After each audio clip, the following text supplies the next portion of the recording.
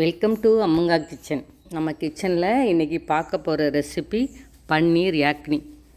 இந்த பன்னீர் ரெசிபி செய்யும்போது ரொம்ப ரொம்ப ஈஸி, ஆனால் அதே நம்ம டேஸ்ட்டு சூப்பராக இருக்கும்.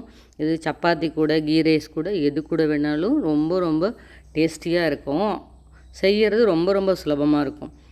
ரொம்ப 2-3 ஸ்டெப்பு தான், ஆனால் ஈஸியாக செஞ்சு முடிச்சிடலாம். அந்த மாதிரி ஒரு சூப்பரான இந்த பன்னீர் யாக்னி எப்படி செய்கிறதுங்கிறதையும், அதுக்கு என்னென்ன பொருள் தேவை அப்படிங்கிறதையும் இப்போ நம்ம பார்த்துடலாம். பன்னீர் யாக்னி செய்கிறதுக்காக இங்கே நான் 400 கிராம் பன்னீர் எடுத்து வச்சுருக்கேன். இப்போது அதுக்கு ஒரு மசாலா ரெடி பண்ணணும். அதுக்கு 1.5 ஸ்பூன் மல்லி, ஒரு 7-8 ஏலக்காய், ஒரு ஸ்பூன் அளவுக்கு மிளகு, 1 ஸ்பூன் அளவுக்கு ஜீரகம், 1 ஸ்பூன் அளவுக்கு சோம்பு, 5 காஷ்மீரி மிளகாய், 3 ஏலக்காய், ஒரு துண்டு பட்டை. இது எல்லாத்தையும் வறுத்து ஒரு பொடி பண்ண போகிறோம். இதுதான் அதுக்கான மசாலா. அதுக்கப்புறம் 1 கப்பு கெட்டி தயிர், ஒரு பெரிய வெங்காயம், ஒரு கேப்சிகம், இதை கட் பண்ணி எடுத்து வச்சுருக்கோம். இதுக்கப்புறமா நம்ம 20 முந்திரி பருப்பை 1 மணி நேரம் ஊற வச்சு எடுத்து வச்சுருக்கோம். 2 ஸ்பூன் நெய், 1 ஸ்பூன் இஞ்சி பூண்டு பேஸ்ட்டு, சாகி ஜீரா 1 ஸ்பூனு, 2 பிரியாணி இலை. இவ்வளோ தான் இதுக்கு தேவையான பொருள். 2-3 ஸ்டெப்பில் ஈஸியாக சிம்பிளாக முடிச்சிடும். ஆனால் ரிச்னஸ்ஸாக இருக்கும் இந்த கிரேவி. இப்போ இது எல்லாத்தையும் நம்ம கடாயை நல்லா சூடு ஏறினதுக்கு அப்புறமா எல்லா மசாலாவையும் அப்படியே ஒன்றா சேர்த்து வறுக்க போகிறோம்.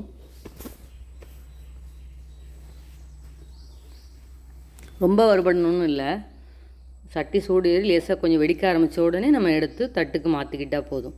ரொம்ப நேரம் கலர் மாறுற வரைக்கும் நம்ம வறுக்க வேண்டாம். இப்போ ரெடி ஆகிடுச்சு.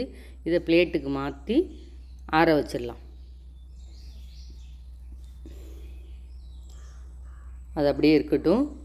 இப்போது அதே கடாயில் நெய் ஊற்றிக்கலாம். 1 ஸ்பூன் அளவுக்கு நெய் ஊற்றி அதுலேயே நம்ம பன்னீரை நம்மளை க்யூபாக கட் பண்ணி வச்சுருக்கோம்ல, அதையும் சேர்த்துட்டு அப்படியே நல்லா 4 பக்கமும் நல்லா கோல்டன் ப்ரௌன் வர்ற வரைக்கும் வறுத்து எடுக்கலாம்.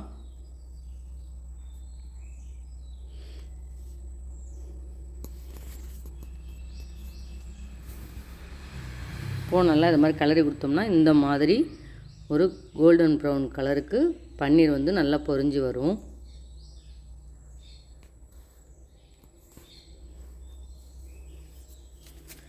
இந்த பன்னீர் யாக்னி ரொம்ப ரொம்ப டேஸ்டியாக நல்ல ரிச்னஸான ஒரு சைட் டிஷ்ஷுங்க, கிரேவி ஐட்டம்.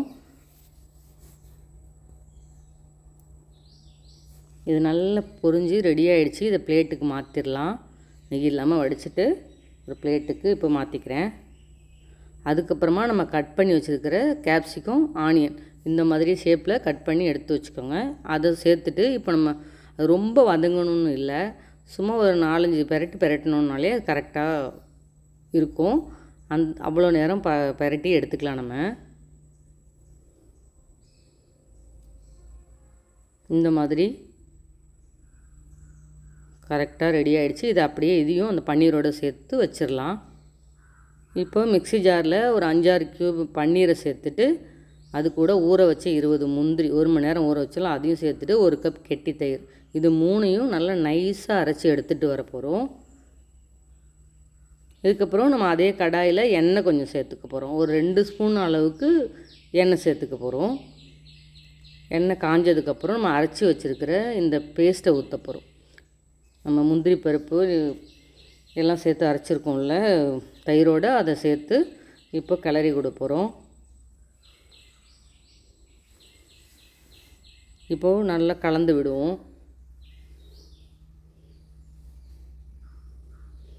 இப்போ நல்லா கலந்து விட்டதுக்கப்புறமா நம்ம அரைச்சி வச்சுருக்கிற இஞ்சி பூண்டு பேஸ்ட்டு 1 ஸ்பூன் அளவுக்கு அதை இப்போ சேர்த்துக்கிறோம். நல்லா கலந்து விட்டு அப்படியே பச்சை வாசனை போகிற வரைக்கும் அப்படியே கலந்து விடலாம். இப்போது இது நல்லா கலந்து இப்படி கொதிக்க ஆரம்பிக்குது.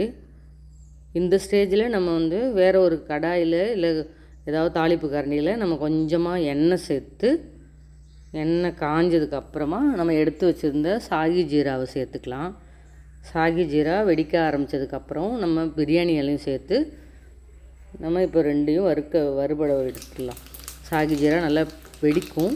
இப்போ தான் வெடிக்க ஆரம்பிச்சிருச்சு. இப்போ அடுப்பை ஆஃப் பண்ணிவிட்டு நம்ம அதை அந்த இதில் சேர்த்துடலாம்.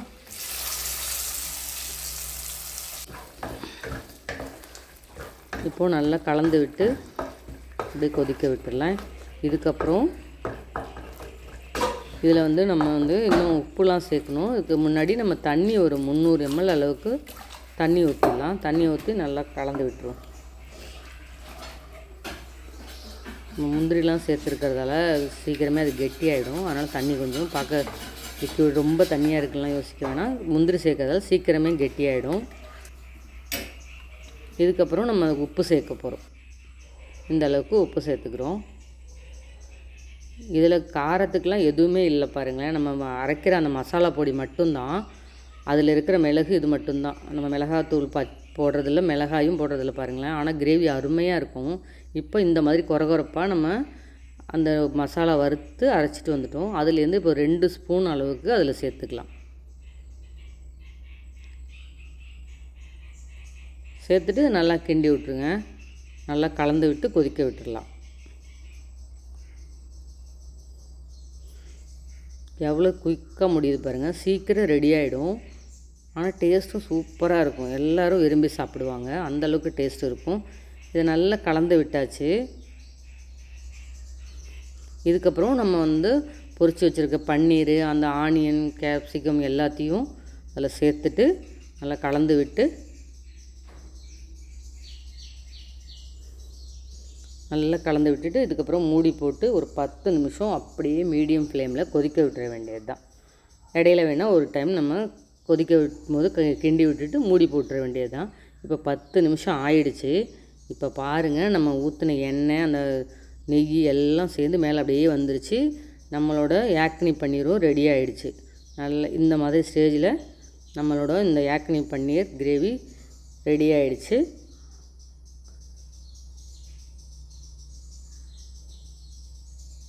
அவ்வளோதாங்க. இதுக்கப்புறம் நம்ம அடுப்பை ஆஃப் பண்ணிடலாம். இப்போ சூப்பரான யாக்னி பன்னீர் என்னோடய ஸ்டைலில் அருமையாக ரெடி ஆகிடுச்சு. இதே மாதிரி நீங்களும் ட்ரை பண்ணி பாருங்கள். இது சப்பாத்தி கூட, கீ ரைஸ் எது கூட வேணாலும் சூப்பராக மேட்ச் ஆகும். அந்தளவுக்கு டேஸ்டியான இந்த யாக்னி பன்னீரை நீங்களும் ட்ரை பண்ணி பாருங்கள். ட்ரை பண்ணி பார்த்துட்டு எப்படி இருக்குங்கிறத கமெண்ட்டில் சொல்லுங்கள். எப்பவும் போல் அம்மங்கா கிச்சனை லைக் பண்ணுங்கள், ஷேர் பண்ணுங்கள், சப்ஸ்கிரைப் பண்ண மறந்துடாதீங்க.